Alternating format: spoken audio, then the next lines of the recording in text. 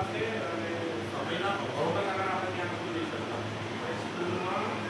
આપણું લોકાયતમાં જે રૂટમાં આપણે આટલા આવ્યા છે ને આ સમગ્ર રૂટ પરથી આવેલો છે અને સેમ રૂટમાં દાંડી થઈ છે એટલે જે ઇતિહાસ થઈ ગયો છે ત્યાંથી તમે ચાલીને આવેલા સાયકલ ચલાવીને આવ્યા છો ત્યાં બાપુ ચાલીને આવ્યા આપણે રોકાયેલા એકામાં જે અંદર એન્ટર કરેલું જે વડનું ઝાડ હતું ખબર ને કે દુકાન હતી ઉપર નીચે ઘર ત્યાં આગળ બાપુએ સભા સંબોધિત એ સભા લીધેલી અને ત્યાંથી પછી સ્કૂલમાં પણ એમને રોકાયા થોડું રેસ્ટ કર્યું. આજે એ સ્કૂલમાં એક રૂમ હતો છેલ્લો રૂમ એટલે આપણે જે એકચ્યુઅલ દાંડી યાત્રા થઈ હતી જે જૂનો રૂમ છે એને થોડો ઠીક છે અને આગળ ભવિષ્યમાં પાછા જોડાતો